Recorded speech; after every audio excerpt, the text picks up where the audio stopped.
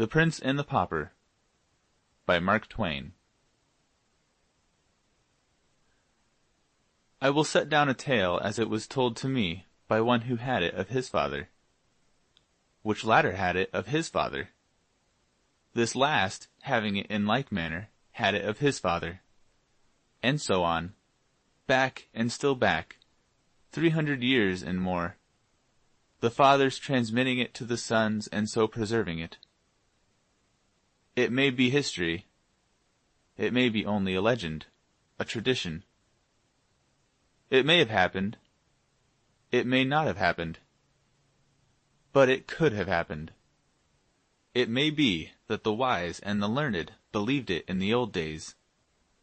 It may be that only the unlearned and the simple loved it and credited it.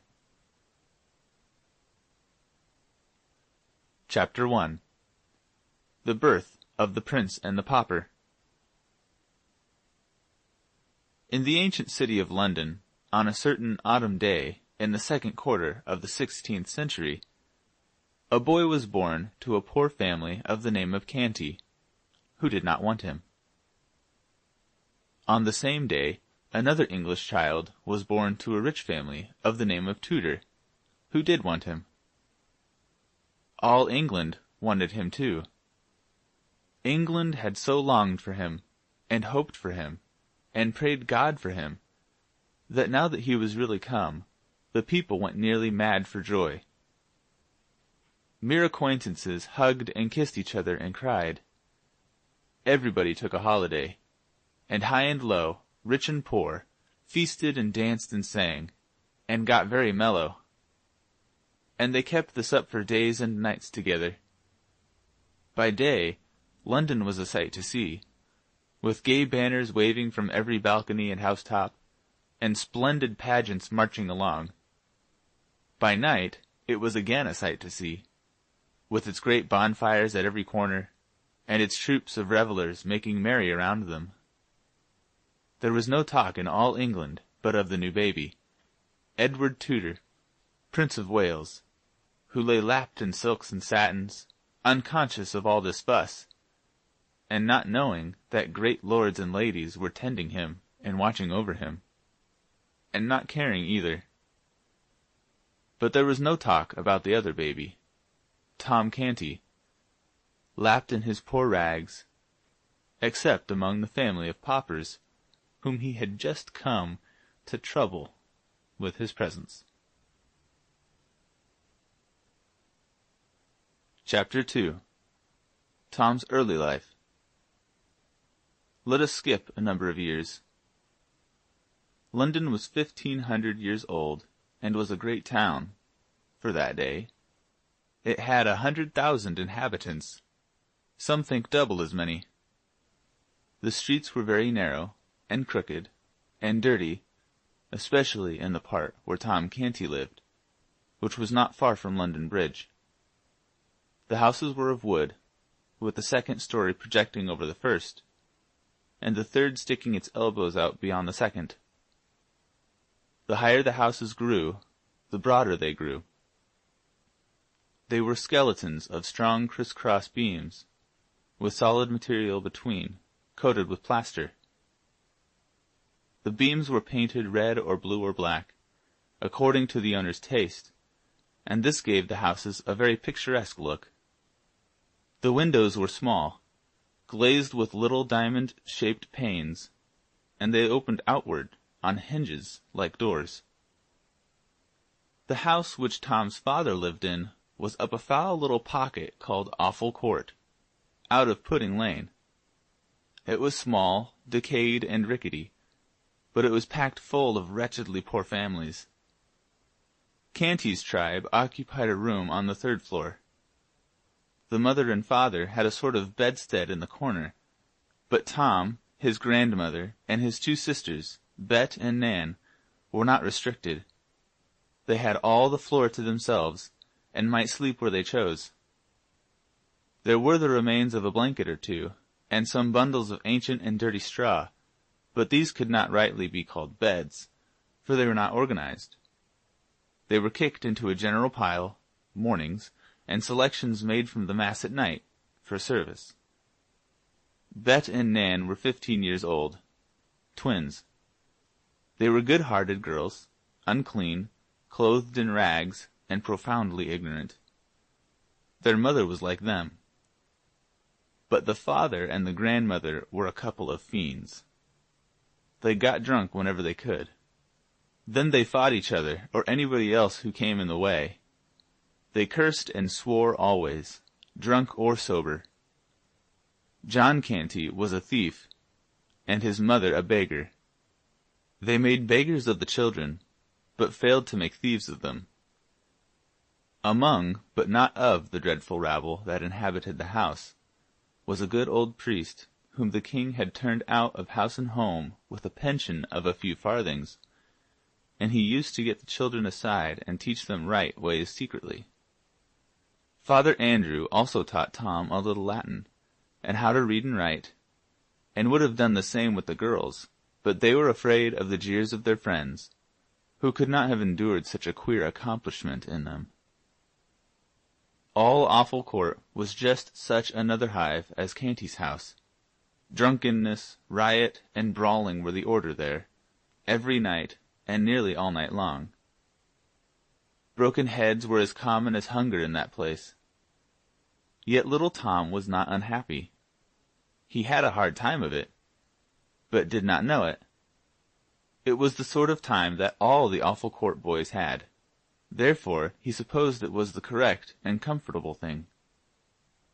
When he came home empty-handed at night, he knew his father would curse him and thrash him first, and that when he was done the awful grandmother would do it all over again and improve on it, and that, away in the night, his starving mother would slip to him stealthily, with any miserable scrap or crust she had been able to save for him by going hungry herself, notwithstanding she was often caught in that sort of treason, and soundly beaten for it by her husband.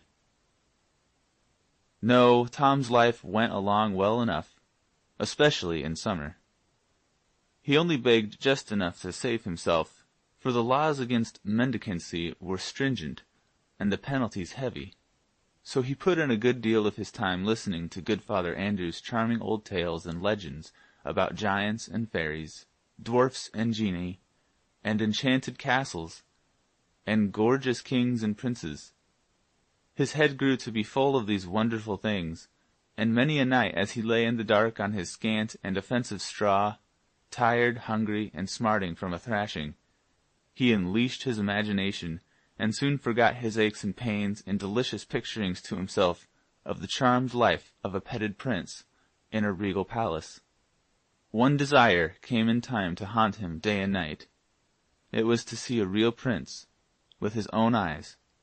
He spoke of it once to some of his Awful Court comrades, but they jeered him and scoffed him so unmercifully that he was glad to keep his dream to himself after that.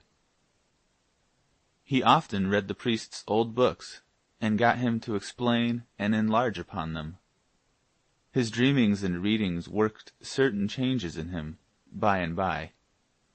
His dream people were so fine that he grew to lament his shabby clothing and his dirt, and to wish to be clean and better clad. He went on playing in the mud just the same, and enjoying it too, but instead of splashing around in the Thames solely for the fun of it, he began to find an added value in it because of the washings and cleansings it afforded.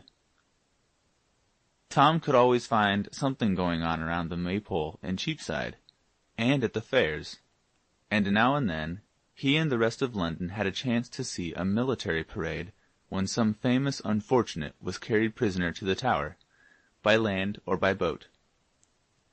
One summer's day he saw poor Anne Askew and 3 men burned at the stake in Smithfield, and heard an ex-bishop preach a sermon to them which did not interest him. Yes, Tom's life was varied and pleasant enough, on the whole. By and by, Tom's reading and dreaming about princely life wrought such a strong effect upon him that he began to act the prince unconsciously. His speech and manners became curiously ceremonious and courtly, to the vast admiration and amusement of his intimates. But Tom's influence among these young people began to grow now, day by day, and in time he came to be looked up to, by them, with a sort of wondering awe, as a superior being. He seemed to know so much, and he could do and say such marvelous things, and withal he was so deep and wise. Tom's remarks and Tom's performances were reported by the boys to their elders, and these also presently began to discuss Tom Canty, and to regard him as a most gifted and extraordinary creature. Full-grown people brought their perplexities to Tom for solution, and were often astonished at the wit and wisdom of his decisions.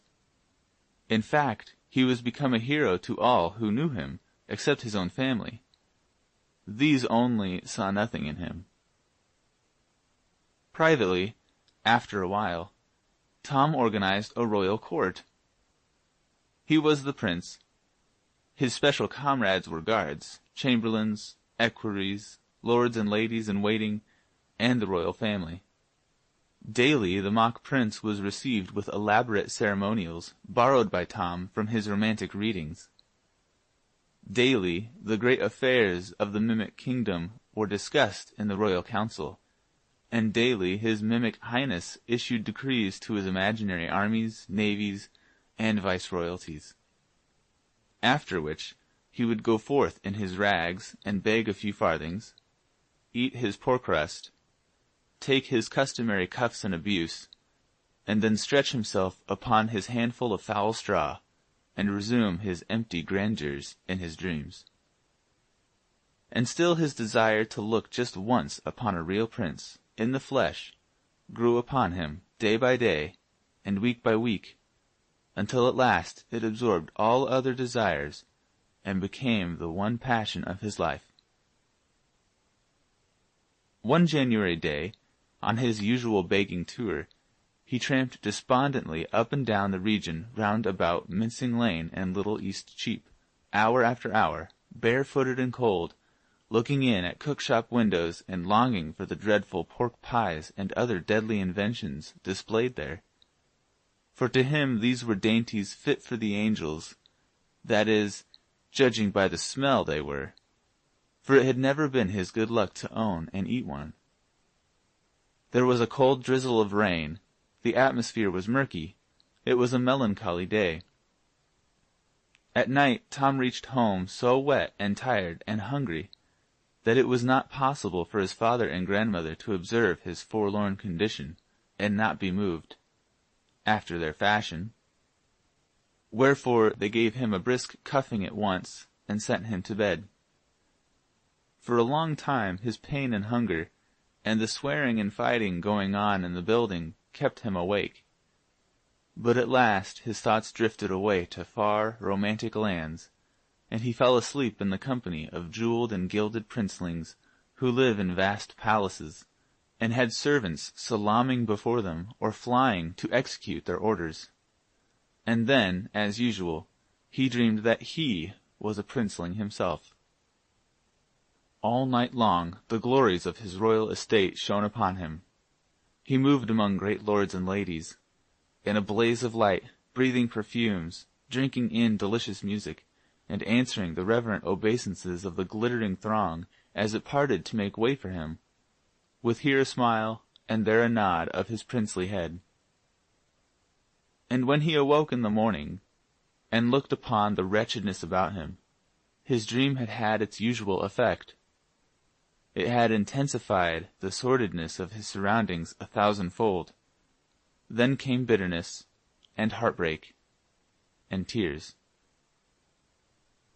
End of chapter 2.